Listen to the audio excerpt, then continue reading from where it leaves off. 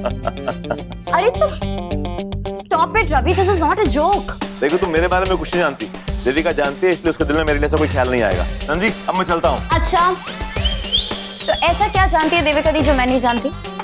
Okay सुनो, मैं एक बहुत बड़ा फ्लर्ट हूँ। बड़ा फ्लर्ट मीन्स आदत से मजबूर फ्लर्ट, यू नो। और मैं बहुत सी लड़कियों को डेट कर चुका हूँ। हर लड़की को मैं 3 बार डेट करता हूँ, उसके बाद एक नई हॉट चिक, यू नो। वो कहते हैं ना, variety is the spice of life. किसी के बाल अच्छे, किसी की आंखें, तो किसी की नाक, तो किसी की होंठ। तो मैं ऐसे ही हूँ। अभी मैं चलूं या अभी भी तुम्हारे दिमाग में कुछ डाउट है? चलता हूँ। रुको रुको रुको, अरे एक लास्ट सवाल। ये बताओ कि तुम देविका दी को भी वैसे ही देखते हो जैसे तुम उन दूसरी लड़कियों को देखते थे जिनको तुम डेट कर रहे थे? Are you mad? No way. Devika और मेरी दोस्ती बहुत सच्ची है, एकदम प्योर, बिना किसी स्वार्थ के। और देविका सबसे अलग है, सबसे अनोखी है। उसकी बात ही कुछ और है। देविका के साथ मैं 3 डेट्स तो क्या 3 जिंदगियां निभा सकता हूँ। उसकी खुशी मेरे लिए बहुत मायने रखती है। मैं उसे कभी किसी परेशानी में नहीं देख सकता। जी आया। और हाँ, एक बात ध्यान से सुनो तुम, कि अपनी ये पागलपंती ना निकाल के बाहर फेंक दो, क्योंकि अगर तुम्हारी ये पागलपंती किसी के सामने आई तो मेरे और देविका के लिए बहुत प्रॉब्लम होगी। और तुम साकेत को जानती हो, सर फिर आया 1 नंबर का, कुछ भी कर देगा। जाऊंगा अभी, चलता हूं मैं। क्या सच में मैं इतनी क्रेजी हूँ? मुझे ये सब चीजें दिख रही है जो एक्चुअली है ही नहीं। या फिर ये रवि जो हमेशा से फ्लर्ट रहा है, अपने सच्चे प्यार को देख ही नहीं पा रहा है। जैसे कि बार बार दोस्ती का नाम दे रहा है, उसमें उसका सच्चा प्यार छुपा है देविका दी के लिए। ये भगवान क्या करूं मैं? क्या हुआ? क्या हो गया? अच्छा हो तो मिल गया रवि। कुछ हुआ? कोई रास्ता निकला? समझा नहीं मैं। वो साकेत सर पर अगर बैठ गया और वो बिल की बात करेगा?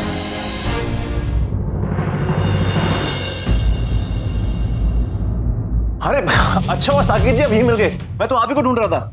मुझे क्यों ढूंढ रहे थे? आने वाले फंक्शन में कोई प्रॉब्लम तो नहीं ना? अरे नहीं नहीं, वो एक्चुअली क्या है कि दोनों परिवारों के बीच में इतना बड़ा तनाव और कंफ्यूजन है ना, मैं चाहता हूँ वो दूर हो जाए। समझे? नहीं समझे? ये देखिए, ये मैं अपनी अंगूठी लेकर आया हूँ। जो मैंने गिरवी रखकर आपकी सगाई पे सारा खर्चा किया था ना, वो अंगूठी आज वापस ले आया हूँ। आज वो क्या ना कि ऑफिस से एडवांस मिला तो अंगूठी छुड़वा ली मैंने। ये देखिए, देखिए ध्यान से देखिए, ये वैसी अंगूठी जैसे आपने साकेत को बनाई थी। देखिए देखिए, डिजाइन तो बिल्कुल वैसे ही है। ला मुझे दिखा, मैं देखना चाहता हूँ इसके अंदर वो निशानी है कि नहीं। निशानी? कैसी निशानी? वही निशानी जो तुम्हारी माँ ने कहा था तुम्हारी अंगूठी में, जो मेरे पास है। ये देखो, इसके अंदर वो बनवाई की तारीख है उसमें। ये निशानी, ये तारीख।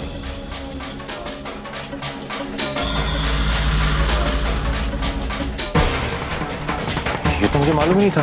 तब पता चला ना, वो तुम्हारी अंगूठी है। पक्का? साबित करो।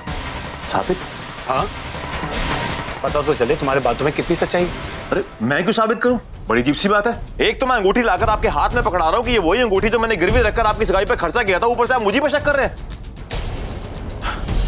माफ कीजिएगा, एक्चुअली क्या है ना, ये जो इंसान है ना, इसका नेचर थोड़ा अलग है। जब तक ये अपनी आंखों से देखेगा नहीं, इसको विश्वास नहीं होगा।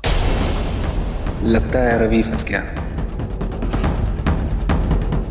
हे भगवान, लगता है रवि उस अंगूठी पे ये निशान लगवाना ही भूल गया। अब तो साकेत ना उसे बख्शेगा ना हमें। एक्चुअली क्या है ना कि शक जो होता है ना, वो जहर से कम नहीं होता।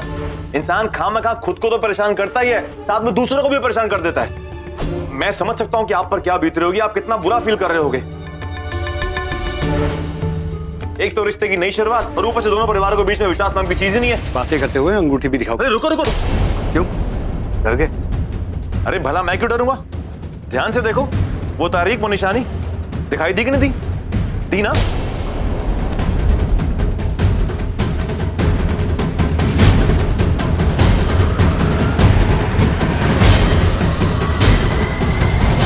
अब लटक गया ना चेहरा। अरे आप मेरा क्या झूठ पकड़ोगे? पहले अपने शक की दिमाग का इलाज करवाओ जो इस रिश्ते को निकल रहा है। और आप मेरे बारे में क्या सोचते हो क्या नहीं सोचते, मुझे कोई फर्क नहीं पड़ता, क्योंकि मैं जानता हूं सच क्या है। एक तो अपनी अंगूठी गिरवी रखकर आपकी सगाई पे इतना खर्चा किया और ऊपर से आप मुझे ये बातें सुना रहे हो कि मैं झूठा हूं, मैं ये हूं, मैं वो हूं। अच्छा होता कि किसी और का कॉन्ट्रैक्ट लिया होता तो आज ये नौबत ना आती। देखो रवि, जानता हूं। अब आप क्या बोलोगे? आपको इस परिवार से अपनी वाली अंगूठी का बिल चाहिए ना? चाचा जी एक काम करो, आप इनको वो बिल दिखाइए जो आपने सुबह मेरे को दिखाया था।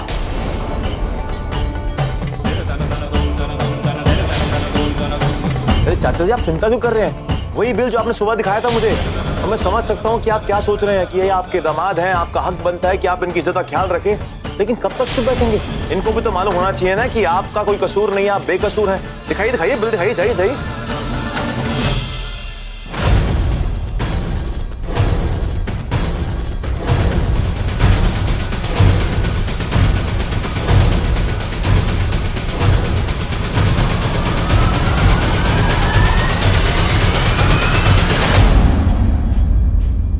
साकेत जी, आई एम श्योर कि आपका शक दूर हो गया होगा।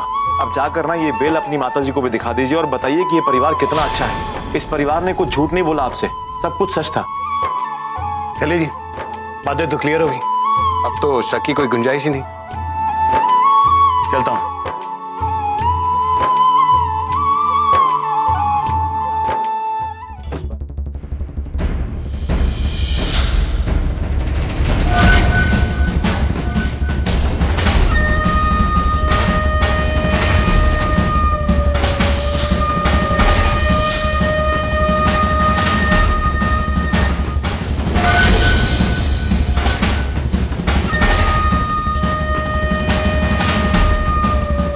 क्यों है पुत्र?